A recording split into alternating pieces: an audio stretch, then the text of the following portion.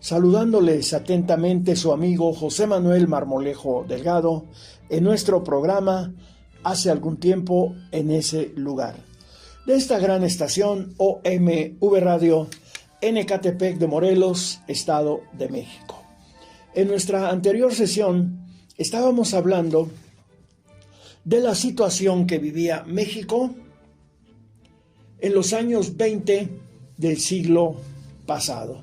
Una situación verdaderamente difícil, pese a que se había llevado a cabo la revolución, se había consumado y habían subido los generales revolucionarios al poder. El pueblo seguía en la pobreza, en el desempleo, en la falta de oportunidades. En una carta del 3 de octubre de 1927, Plutarco Elías Calles, que era el presidente de México, ordenó al general Claudio Fox pasar por las armas a Francisco R. Serrano y a las personas que lo acompañaban en la famosa matanza de Huitzilac.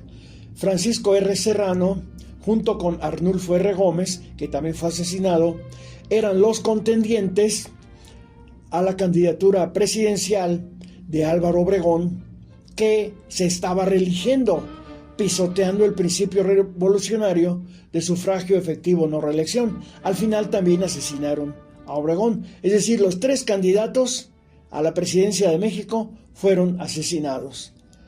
Esa misma orden que dio Calles a Claudio Fox de asesinar a Francisco R. Serrano y a su gente, personalmente se la dio al general Roberto Cruz, negándose a acatarla, aduciendo su amistad con Serrano.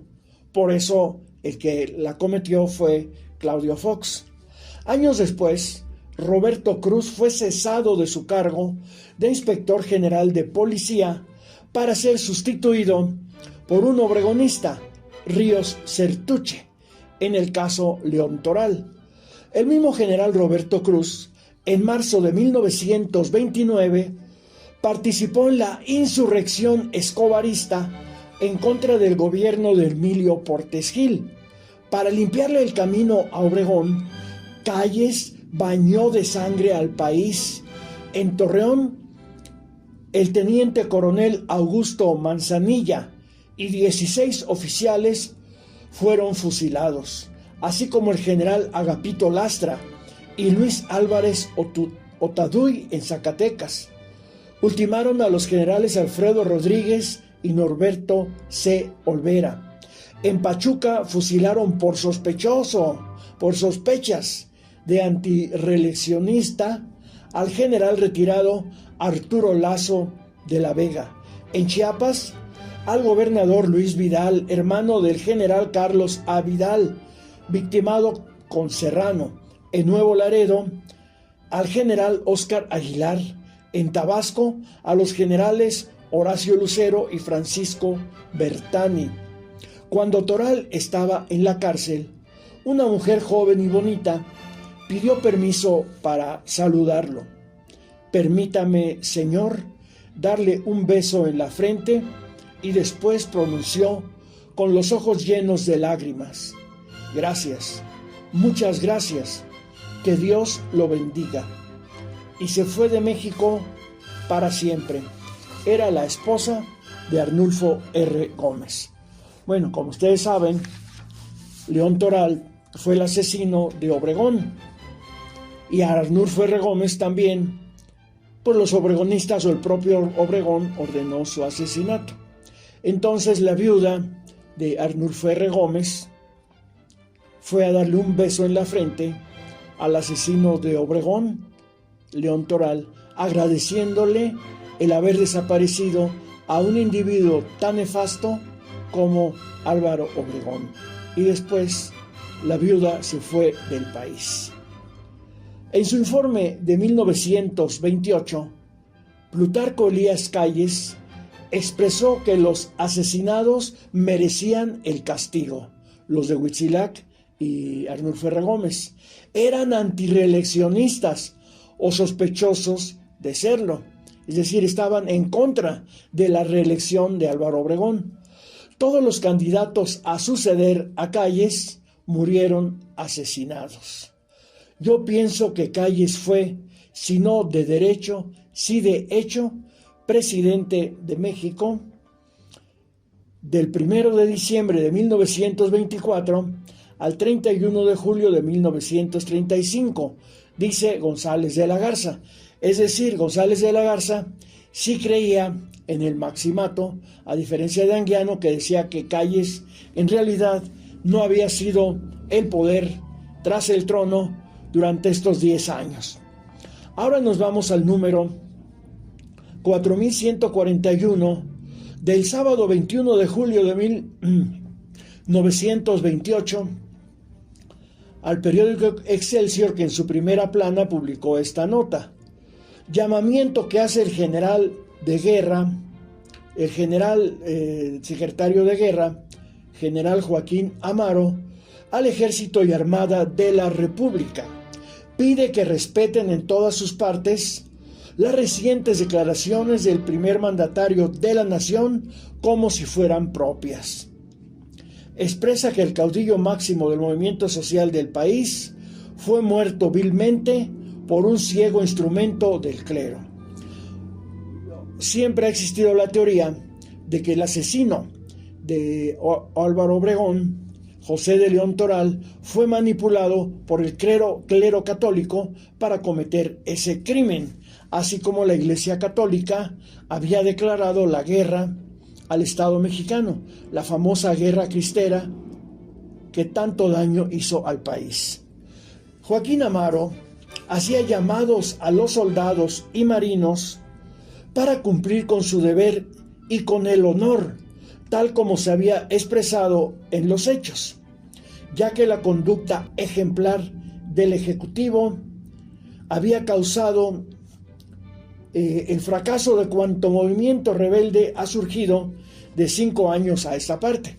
Bueno, además de todas estas terribles situaciones, había toda una serie de movimientos, de sublevaciones militares en México en contra del gobierno, que eran también aplastadas mediante movimientos militares muy violentos. Incluso ya se empezaban a usar en esa época los aviones para ataques aéreos a los sublevados militares.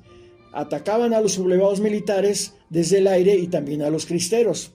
Era terrible la situación que vivía México.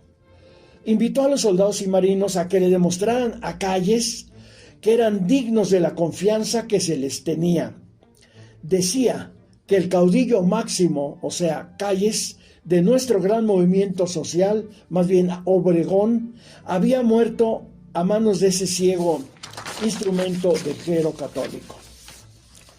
En otra nota, también del periódico Excelsior de ese mismo día, es la siguiente: más jefes de Estado envían condolencias, significativos mensajes que han recibido en la Secretaría de Relaciones Exteriores. 3 días de duelo habrá en Panamá. El asesinato del general Obregón ha conmovido en todas partes y produce intensa indignación. Pues, en efecto, a México empezaron a llegar una gran cantidad de condolencias por el asesinato de Obregón, de Ecuador, de Perú, de Japón, China, Colombia, Cuba, Paraguay, Londres, hasta de Varsovia, Argentina, Estados Unidos, Brasil, Panamá y de infinidad de lugares más, como Guatemala, España, Holanda, Argentina, Chile, etc. Y eso era algo que el gobierno pues hacía mucha propaganda, porque sentía el gobierno, le quería hacer sentir a la gente pues que gozaba de muchísima aceptación, no solo en México, sino también en el extranjero. O sea, ¿de qué podía vanagloriarse el gobierno de Calles si las cartas que enviaban del extranjero eran de cartas de condolencia por un suceso terrible también para la nación mexicana, que fue el crimen en contra de Álvaro Obregón. Qué lamentable que en estas páginas que hemos estado leyendo para ustedes, páginas que hemos arrancado de la historia, se hable de crímenes, de sangre, de golpes militares, de matanzas. Pero esa era la realidad de la post-revolución mexicana. Era la lucha por el poder de los diferentes generales y de los diferentes intereses políticos, económicos que se conjuntaban en la creación de un nuevo estado. Y Plutarco Elías Calles pretendió controlar toda la situación del país a su favor, desde luego, convirtiéndose en el jefe máximo con la creación del Partido Nacional Revolucionario en marzo de 1929, que es el antecedente del PRI. Pero de esta temática continuaremos hablando en nuestra siguiente sesión de hace algún tiempo en ese lugar. Se despide de ustedes su amigo José Manuel Marmolejo Delgado en esta gran estación OMV Radio en Ecatepec de Morelos, Estado de México.